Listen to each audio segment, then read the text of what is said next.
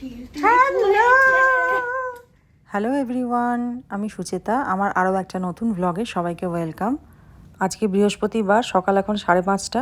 স্পন্দন যাবে স্কুলে, তো ওর জন্য এখন টিফিন প্যাক করছি। আজকে চিকেন স্যান্ডউইচ দেবো। ওদের স্কুল থেকে আজকে স্কুল ট্রিপে নিয়ে যাবে আবুধাবি, তো সেই জন্য আজকে ড্রাই টিফিন নিয়ে যেতে বলেছে, যাতে এদিক ওদিক পড়ে না যায় কোথাও। আমি আগের দিন রাত্রেবেলাতেই সব কিছু রেডি করে রাখি, যাতে সকালবেলায় তাড়াহুড়ো না হয়, কারণ প্রেশারটা তখন আমাকেই নিতে হয়। আর সেই সময় মাথার মধ্যে একটা জিনিসই ঘুরতে থাকে, যদি লেট হয়ে যায়। এই স্যান্ডউইচের সঙ্গে আরও কিছু টুকটাক খুচরো খাবার দেবো। আজকে ফিরতে ফিরতে অনেকটাই বিকেল হয়ে যাবে হয়তো। ওদের পুরো সেশনে 3টে করে টার্ম থাকে, আর প্রতিটি ক্লাসেই এই 3টে টার্মেই 3টে করে জায়গা স্কুল থেকে ঘুরতে নিয়ে যাওয়া হয়। গত বছরেও ওরা দুবাইয়ের 3টে জায়গা ঘুরে দেখেছিল। এই বছর এটা শুরু হলো, এরপর আরও 2টো টার্ম আছে, সেখানেও ওরা 2টো জায়গা ঘুরতে যাবে। আমার ছেলের স্কুলে যেহেতু কোনো রকম বই ব্যবহার হয় না, এবার স্কুলে যখন কোনো একটা টপিক পড়ানো হয়, তার সঙ্গে সঙ্গে সেই রিলেটেড কোনো একটা জায়গা স্কুল থেকে বাচ্চাদের নিয়ে যাওয়া হয়, যাতে ওই পড়ানোর সঙ্গে ওই জায়গায় গিয়ে নানা রকম জিনিস দেখলে তো বাচ্চাদের মনে একটা ইমেজ তৈরি হবে। তাতে ফিউচারে ওই বিষয়টা সম্পর্কে যখন তারা আরও বেশি পড়াশোনা করবে, তখন তাদের জন্য একটু সুবিধে হবে। আজকে যেহেতু দূরে যাচ্ছে, তাই ভালো কোনো টিফিন বক্স দিচ্ছি না, কারণ জানি ঠিক হারিয়ে আসবে কোথাও না কোথাও। তাই আজকে এরকম ডিসপোজেবল বক্সে দিচ্ছি। বক্সের সাইডগুলো একটু টেপ দিয়ে আটকে দেবো, নয়তো বাই চান্স যদি খুলে যায় সে এক বিপদ। তবে বাচ্চাদের আজকে সব থেকে আনন্দের জিনিস হচ্ছে, আজকে ওদের স্কুলে পড়াশোনা হবে না। এখন এই স্কুল বাসে করে সবাই স্কুলে পৌঁছবে, তারপর সেখান থেকে আরেকটা অন্য বাসে করে ওরা যাবে আবুধাবি। আজকে স্পন্দন দেখি সকালবেলা নিজে নিজেই ঘুম থেকে উঠে গেছে। অন্যদিন আমাকে ডেকে ডেকে তুলতে হয়, আজকে যেহেতু স্কুলে একটা অন্যরকম দিন, তাই আনন্দের শেষ নেই। তার উপর আবার আজকে ওর বাবা আছে বাসে তোলার জন্য। রোজ তো আমিই থাকি, তাই বোর হয়ে যায়। স্কুল সংক্রান্ত যে কোনো ব্যাপারেই স্পন্দন যদি ওর বাবাকে সঙ্গে পায়, তাহলে দেখি ওর খুব আনন্দ হয়। আসলে স্কুলের ব্যাপারগুলো বেশিরভাগই আমি হ্যান্ডেল করি, আর ছোটোর থেকে যখন থেকে ও স্কুলে যায় তখন থেকে আমি ওর সঙ্গে থাকি, তাই ওর এটা একঘেয়েমি হয়ে গেছে।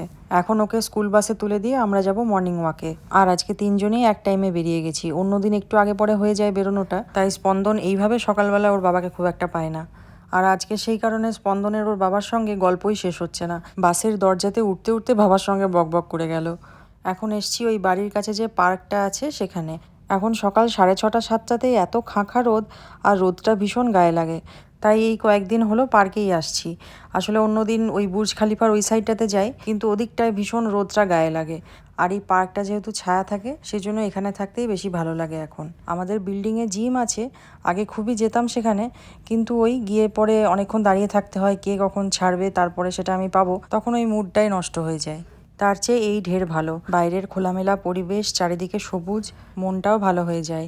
আর এই ঘাসের মধ্যে খালি পায়ে হাঁটতে যে কি মজা লাগে, মনে হয় যেন পায়ের তলায় ভেলভেট আছে। তবে এই খালি পায়ে ঘাসের ওপরে হাঁটলে শরীরের জন্য সেটা খুবই ভালো। এই যে আমাদের অনেক সময় অনেকের অ্যাংজাইটি হয়, তো শুনেছি খালি পায়ে এরকমভাবে ঘাসের ওপরে হাঁটলে নাকি সেই অ্যাংজাইটি কিছুটা হলেও দূর হয়। আমি যেহেতু একটু বেশি একা একা থাকি, তাই আমার একটু অ্যাংজাইটির সমস্যা আছে, কিন্তু এমন না যে তার জন্য আমি কোনো রকম মেডিসিন নিই। কিন্তু আমি যখনই সুযোগ পাই এরকম খোলা জায়গাতে আমি খালি পায়ে হাঁটারই চেষ্টা করি। আপনাদের যাদের অ্যাংজাইটির সমস্যা আছে, আপনারা চেষ্টা করবেন একটু খালি পায়ে এরকম ফাঁকা জায়গাতে, যেখানে ঘাস আছে, মাটি আছে, এরকম জায়গাতে একটু খালি পায়ে হাঁটতে। দেখবেন নিজেই নিজের পরিবর্তন বুঝতে পারবেন। দুবাইতে এখন কৃষ্ণচূড়া গাছগুলো শুধু ফুলে ফুলে ভরা। এক একটা গাছ তো পুরো লাল হয়ে আছে, পাতাই দেখা যাচ্ছে না। আর সবুজ ঘাসের ওপরে লাল লাল ফুলগুলো ঝরে পড়েছে, এত সুন্দর দেখতে লাগছে। আর দুবাইতে রাস্তার ধারে ধারে প্রচুর কৃষ্ণচূড়ার গাছ, আর গাছ ভর্তি করে সব ফুল।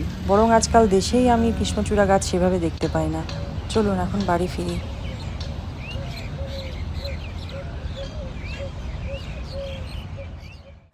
আজকে লাঞ্চে মুগ ফুলকপি বানাবো। এই মুগ ডাল দিয়ে পেঁপে, থোড়, পটল, ঝিঙে, বাঁধাকপি অনেক কিছু রেসিপি বানিয়েছি, আর সেই সব রেসিপিগুলো এর আগে আমি শেয়ারও করেছি, কিন্তু আমার এই মুগ ফুলকপির রেসিপি কোনোদিনও শেয়ার করা হয়নি। এমনিতে আমি মুগ ডাল যখন স্টোর করে রাখি, তখন গরম কড়াইতে হালকা একটু নেড়ে রাখি, যাতে পোকা না ধরে যায়। এবার যখন রান্না করি তখন আর একটু ভালো করে ভেজে নিই। তো আজকেও সেরকম একটু ভেজে নিয়ে এখন একটু জলের মধ্যে ভিজিয়ে রাখলাম। এখন একটু নুন আর হলুদ দিয়ে ডালটাকে হালকা সেদ্ধ করে নেব। এটা এমনি কড়াইতেও করা যায়, একটু সময় লাগে বেশি। এদিকে ফুলকপির তরকারিতে যেরকম সাইজের ফুলকপি কাটা হয়, ঠিক ওই রকমই একটু বড় করে ফুলকপিগুলো কেটে এখন সর্ষের তেলের মধ্যে ভেজে নিচ্ছি।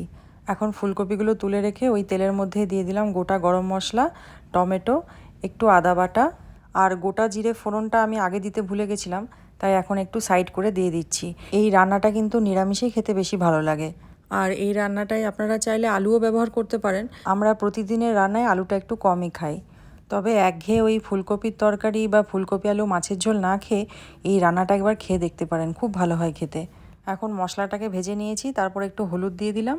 আর মুগ ডালটা কিন্তু আমি খুব বেশি সেদ্ধ করিনি, কারণ ফুলকপির সঙ্গে ডালটা আরেকটু রান্না হবে, তখন আরেকটু সেদ্ধ হয়ে যাবে। যারা নিরামিষের দিন কি খাবেন বুঝতে পারেন না, তারা এই রান্নাটা ট্রাই করতে পারেন। এখন দিয়ে দেবো একটু জিরে গুঁড়ো, স্বাদ মতো নুন আর চিনি। চিনিটা আপনারা চাইলে কম বেশি করতেই পারেন, এই রান্নাটা কিন্তু মিষ্টি মিষ্টি খেতেও ভালো লাগে। আর যেহেতু নিরামিষ রান্না, তাই একটু গরম মশলার গুঁড়ো দিচ্ছি, টেস্টটা তাতে খুব ভালো হয়। ব্যাস একটু নাড়াচাড়া করে এবারে জল দিয়ে দেবো। এবার ফুলকপিগুলো সেদ্ধ হওয়ার জন্য যতটুকু ফোটানো দরকার ততটুকুই ফোটাতে হবে। লাস্টে একটু ঘি আর একটু ধনেপাতা কুচি ছড়িয়ে দিলেই রেডি। রান্নাটা একটু জল জল রাখলেই ভালো, কারণ ডাল আছে তো একটু টেনে যাবে পরে। তবে ছানার কোপ্তা বা পনির ছাড়াও কিন্তু অনেক টেস্টি টেস্টি নিরামিষ রান্না হয়, কি বলেন? শুধু খেতে জানলে আর রাঁধতে পারলেই হলো। হাজব্যান্ডের পরপর কয়েক সপ্তাহ ধরে এত ট্যুর ছিল, তাই প্রচুর জামা কাপড় জমে গেছিলো আয়রন করার জন্য। আর সত্যি কথা বলতে এত জামা কাপড় জমা হয়েছিল, একদিন হাজব্যান্ড আয়রন করেছে, গতকালকে আমি বেশ কিছু আয়রন করেছি, আর আজকে বেশ কিছু হলে তবে শেষ হবে। দেশে থাকতে আমার একজন ছিলেন যিনি বাড়ি থেকে জামা কাপড় সমস্ত নিয়ে যেতেন, আবার হয়ে গেলে বাড়িতেই পৌঁছে দিতেন। এখনও তিনি আছেন, আমরা কলকাতা গেলেই উনি চলে আসেন। তাই দেশে থাকতে আয়রন নিয়ে কোনো রকম ঝামেলা আমাকে পোহাতে হয়নি। আর দীর্ঘদিন ধরে হাজব্যান্ডকে যেহেতু প্রচুর ট্যুরে যেতে হয়, তাই ওর জামা কাপড়ও লাগে প্রচুর। দেশে থাকতে এক ব্যাগ জামা কাপড় লন্ড্রিতে গিয়ে সেটা ফিরে আসতে আসতে আরও দুখানা জামা কাপড়ের ব্যাগ জমা হয়ে যেত লন্ড্রিতে যাওয়ার জন্য। এই এখনই দেখুন না, 14টা জামা প্যান্ট একসঙ্গে আয়রন করলাম। আবার গত দুদিনেও বেশ কিছু করেছি। Hello, how was the day? হ্যাঁ, আবুধাবি গেছিলাম আমরা। সে তো জানি তুমি আবুধাবি গেছিলে। বিকিস খাওয়া হয়ে গেছে। কি কি? চিপস আর মিল্ক বিকিস হয়ে গেছে। চিপস খাওয়া হয়ে গেছে, মিল্ক বিকিস খাওয়া হয়ে গেছে। থেকে ওই আমি ট্রেড করেছিলাম একটা বলে। কি করেছিলে? ট্রেড। আমি আমার বন্ধুকে একটা চিকেন স্যান্ডউইচ দিয়েছিলাম। না বন্ধু তোমার একটা ফ্রেন্ড কি দিয়েছিল? চিকেন স্যান্ডউইচ দিয়েছিল। আমি আমার বন্ধু আমাকে চিজ স্যান্ডউইচ দিয়েছিল। Best trade. বাহ, পুরো স্কোয়ার একটা দিয়ে দিয়েছিল একটা হাফের জন্য। একই চিজ পাগল তুমি, আর পেয়ে গেলে চিজ। না দুবার চিজ খেয়েছি। ওই চিজটিকে দিয়েছিল স্যান্ডউইচ আর এটা চেডার চিজ ছিল। কেমন লাগলো বলো? ট্রিপটা কেমন ছিল? ভালো।